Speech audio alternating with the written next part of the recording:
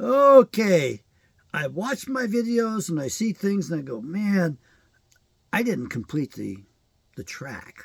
I didn't complete the thought. I didn't take them to where I wanted to go. And when I said in one of my videos about first we kill all the attorneys, which was a famous play by a famous playwright, and all the attorneys know that. It was written actually by Sir Francis Bacon, whose real father was a Kent. He could not operate under that name because his mother might have been discovered and she would have been beheaded in that day and age. His mother was Queen Elizabeth. Queen Elizabeth supposedly died without a consort. Not true. She went with a Kent. She upgraded. She went with a Kent who had good DNA compared to her twisted DNA because she had a little touch of Edomite in her. So Sir Francis Bacon had Edomite blood in him. And I don't know if he was a good man or not. But I do know this. He wrote the plays under the name of William Shakespeare. William Shakespeare was a horse handler on the Kent's estate. William Shakespeare was an illiterate man. There are only 4 examples of his handwriting in existence, and one of those X's didn't even look like an X. He handled horses marvelously, but as far as handling a writing implement, forget it, man. He couldn't do it. And by the way, he was murdered. Ben Jonson, the second most famous playwright, was overheard in the bar saying that he put a little arsenic in the old sot's beer. Now, whether that was Ben Jonson's idea himself, or maybe it came from Sir Francis Bacon, or maybe it came from the Queen herself, or maybe it came from one of the Queen's knights stepping in to protect his lady without telling her a damn thing. That could have happened as well. Anyway, the main thing is the name of the, I don't remember the name of the play. I should look it up. It's been years since I've read the Shakespearean plays. The name of the actor was John Butcher. Butcher, imagine that. The butcher says, first we kill the attorneys. Now, you may think, and I laughed because I was supposed to become an attorney. That's what I did in the other video, and my parents were extremely upset. The family never stopped reminding me that I let them down because I didn't go to law school. I became a psychologist.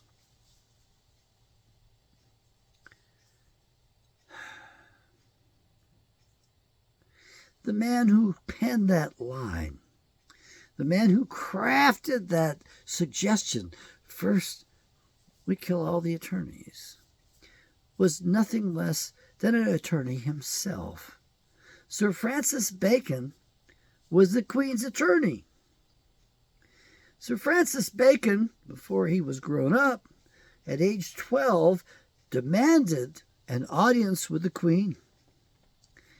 You know, they talked about her as being the Queen Mother, the Mother of England. Well, in this case, the Queen really was his mother. And that's what Francis Bacon wanted to see the Queen about. He knew she was his mother. And the Queen gave him a closed-door private audience.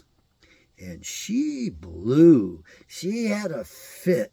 And she forever banished him before the throne.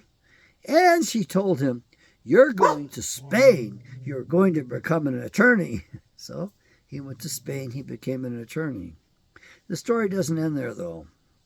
It goes a little bit further. You see, once he retired from being a playwright, he oversaw the committee producing the 1611 King James Bible for his uncle, the king, King James. King James was not a nice guy. He was a man. I understand Charles Dickens wrote about him, and it took 4 pages to describe that King James's character. So it wasn't very good character, and some of this thing was interpreted to support the king and the monarchy. That's right. They screwed with it a little bit. Now, his younger brother, also his full brother, also fathered by Mr. Kent, and don't ask me which Mr. Kent it is. I wanted the family genealogies, and I'd like to find out which Mr. Kent it was, but my uncle, when we went over it, we only went back to the generation after Sir Francis Bacon was sired. So we don't know which one it is. And so you folks across the pond, you have access to all those old records, the monasteries, the churches, all of those records over there. You can do that research. And you can prove me right or you can prove me wrong. I have news for you, though. If you are a youngster in college, well, I know you're an adult by now, but if you're in graduate school, this is dissertation material. I suggest you take my assertion and you challenge it. You prove it wrong. Or try to. There was a second boy born out of the union between Mr. Kent and Queen Elizabeth, the House of Hanover. She didn't even belong in that country. She was Dutch. And the second brother, the little brother, plotted to take the queen's throne. That's right. The son decided, I'm going after the throne, baby. And he got caught. And guess what? His older brother, who he was reared separately from, was charged with the task of, as the queen's attorney, charging and trying his brother. He didn't just charge him and try him. He got his brother executed. So that's why I laugh. Because I was supposed to become a goddamn attorney. Instead, I've become a psychologist. And this stuff's not in the history books. And of course, you're going to say, give us the references, Dr. Kent. Okay. My reference is Dr. Elizabeth Aranzulla. That was her married name in Florence, Italy, at the Università di Gonzaga when I was there as a student, and I loved her lectures. And I couldn't even take notes. Every word was precious to me. I was enthralled. I sat front and center, and at least I gave her somebody that she could lecture to, because the rich bitch is up in the back, especially Judge Smith's dark-eyed daughter, who was very good-looking. They were too busy talking, too busy having a good time, too busy traveling Europe, chasing down the rock stars in Great Britain, and trying to, well, I'm not going to go into detail, but let's put it this way. They come back kind of tails tucked between their legs, wanting me to assuage them because they didn't get any attention from the rock stars that they happened to visit. What do you want, man? They got groupies that put you to shame, and probably 2 years younger than you or 3 years younger than you. And they don't have to lift a finger. They don't have to build any egos. They don't have to cater to them. Anyway, I wanted to tell you the full reason why I chuckled and why I found it funny.